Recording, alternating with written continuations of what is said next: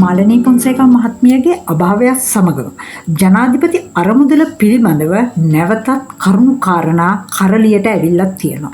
හැබැයි හුඟ දෙනකොට අමතක වෙලා තියෙනවා මේ මොහොත වෙනකොට බිලියන 1.2කට ආසන්න මුදල් ප්‍රමාණයක් දේශපාලකයන් විසින් මේ ජනාධිපති අරමුදලෙන් ලබාගෙන තියෙන වග. සුළුපටු මුදල් ප්‍රමාණයක් නෙමෙයි.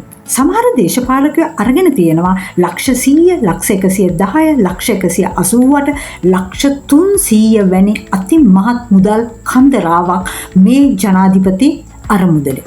ඉතින් අද අපි මේ වැඩසටහනෙන් බලමු නීත්‍යානුකූලව මේ ආකාරයට ජනාධිපති අරමුදලෙන් ලබා ගන්න පුළුවන් උපරිම මුදල් ප්‍රමාණය කොපමණද? ඒ වගේම මේ ජනාධිපති අරමුදලේ දායකත්වය ලබා ගැනීම සඳහා අපි සැපිරිය යුතු සුදුසුකම් මොනවාද කියන එක. ඉතින් ආරාධනා කරනවා ඔබට මේ වැඩසටහනේ අවසානය තෙක්ම රැඳී සිටීමට.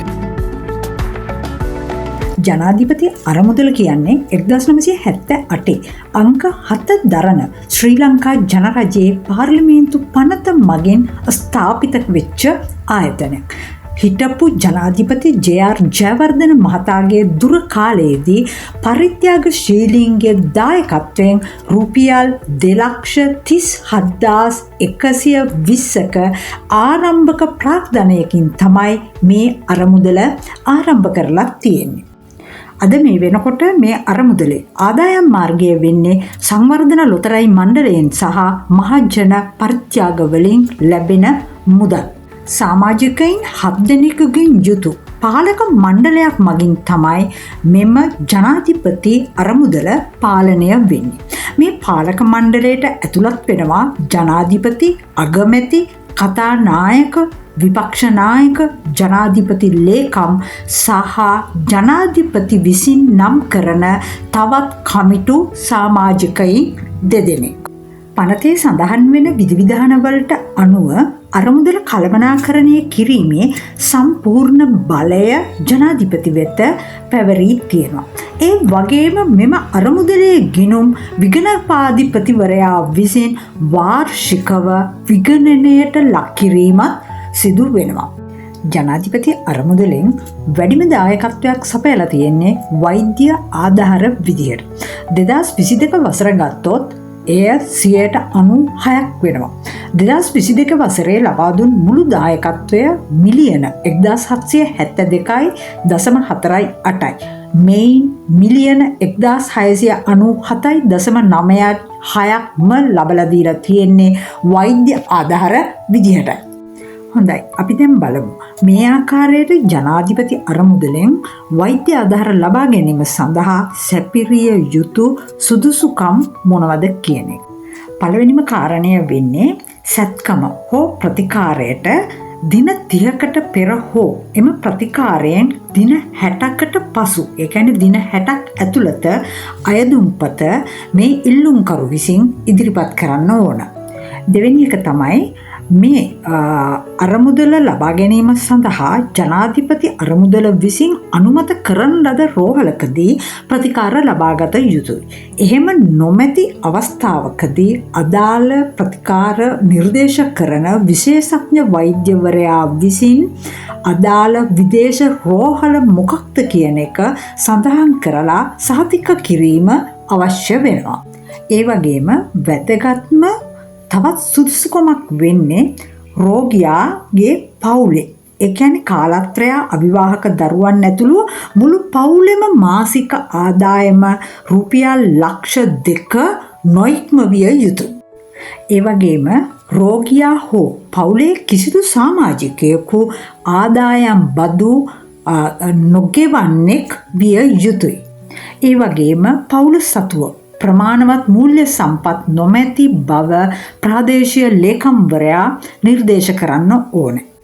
නිත්‍යානුකූලව මෙම අරමුදලේ දායක මුදල් ලබා ගන්න මේ කියපු මූලික කරුණු ඇතුළුව අනෙකුත් සඳහන් වෙන කරුණු සම්පූර්ණ කරලා ඊට පස්සේ අයදුම්පත ප්‍රාදේශීය ලේකම් කාර්යාලයට ඉදිරිපත් කිරීම මගින් මෙම අරමුදලේ දායකත්වය ලබා ගන්න පුළුවන් කියලා තමයි මේ අරමුදලේ මේ තොරතුරු සඳහන් වෙන්නේ.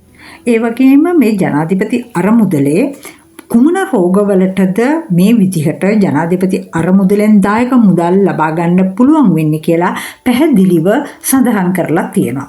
මේ යටතේ හෘද සැත්කම් වර්ග 10ක්, වකුගඩු රෝග, ඒ කියන්නේ වකුගඩු බද්ධ කිරීම, ඩයලිසිස් ප්‍රතිකාර, පිළිකා ප්‍රතිකාර, මොළයේ සැත්කම් වර්ග 8ක්, විකලාංග බද්ධ කිරීම 10ක්, කොඳු ඇට පෙළේ රෝග 3ක්, ඇටමිදුළු බද්ධ කිරීම 5ක්, අක්මා රෝග 6ක්, ප්ලාස්ටික් සැත්කම් 10ක් සහ තවත් ශල්‍ය කර්ම වර්ග 6ක් සඳහා මෙම අරමුදලෙන් දායක මුදල් ලබා ගැනීමට පුළුවන් කියන දේ මේ ජනාධිපති අරමුදලේ සඳහන් කරලා තියෙනවා.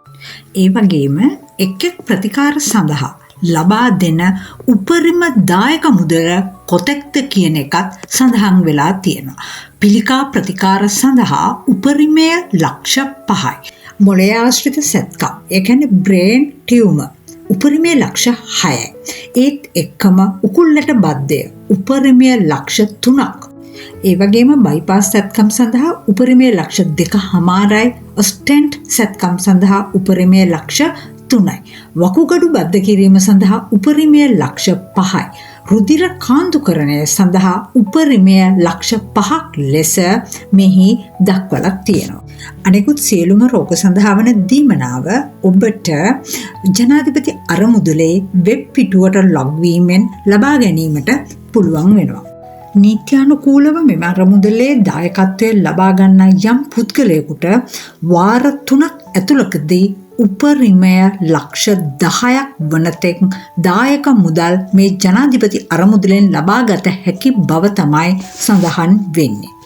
දැන් ඔබට වැටහෙනවා ඇති සෞඛ්‍ය ඇමති විසින් ඉදිරිපත් කර ඔබ මේ දකින මේ නාම ලේඛනයේ සඳහන් වෙන පුද්ගලයන් සැපිරිය යුතු මූලික සුදුසුකම් සපුරා තියනවද කියන වග. ඉතින් පවුලේම මුළු ආදායම මාසකට ලක්ෂ 2කට අඩුයිද මේ දේශපාලකයින්ගේ. මන්ට මේ අදාළ වීඩියෝ පටය බලනකොට මට ඇහෙනවා නලින්ද ජයතිස්ස ඇමති විසින් සඳහන් කරනවා ෂෙඩ් 2-3 හිමිකරුවෝ මෙම නාම ලේඛනයේ ඉන්නවා කියන එක. බොහෝ විට මේ මැති ඇමතිවරුන්ගේ පෞද්ගලික කාර්ය මණ්ඩලවල ඉන්නේ ඒගොල්ලන්ගේ පවුලේ තමුන්ගේ දුව, බිරිඳ, පුතා වැනි සමාජිකයෝ. එතකොට මාසේ ආදායම ලක්ෂ 2කට අඩු වෙනවද? මේවා අපි හමුවේ තියෙන ප්‍රශ්න. ඒ වගේම පොදු මහ ජනතාවට වළංගු වෙන ලබාගත හැකි උපරිම මුදල මිලියනයක් ලක්ෂ 10ක් කියන මේ සීමාව ඔවුන්ට බලපාන්නේ නැතිද? ඉතින් කොහොම වුණත් අපිට ජනාධිපති අරමුදලේ වෙබ් පිටුවට ගියාම දකින්න තියෙන දේ තමයි ඔය පේන්නේ. අපි සම විටම අවංක හා සත්‍යවාදීව කටයුතු කර ප්‍රතිලාභ ඇවසිනම් පමණක් ලබා ගනිමින් අනාගතයේ රෝගී වන පුද්ගලයෙකුගේ අපේම ඥාතියෙකුගේ ජීවිතය සුරකිමු. සාමාන්‍ය පොදු ජනතාව වෙන අපි වෙත මේ පණිවිඩය නිකුත් කරමින් ඇත්තෙන්ම සිදු වෙලා තියෙන්නේ මේට හාත්පසින්ම විරුද්ධ කටයුතු. ප්‍රජාතන්ත්‍රවාදී රටක මූලිකම ලක්ෂණය තමයි නීතිය සැමට සමසේ ක්‍රියාත්මක වීම. ඉතින් ඔබටත් මටත් තව වසර කීයක් මේ නීතිය සැමට සමසේ ක්‍රියාත්මක වීම සඳහා බලාගෙන සිටිය යුතු වේවිද?